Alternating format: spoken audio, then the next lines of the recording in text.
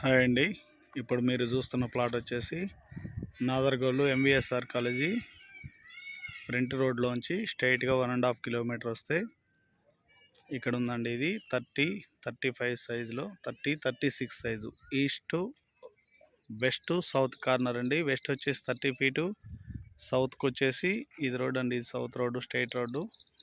ఇది west road, south west corner అండి.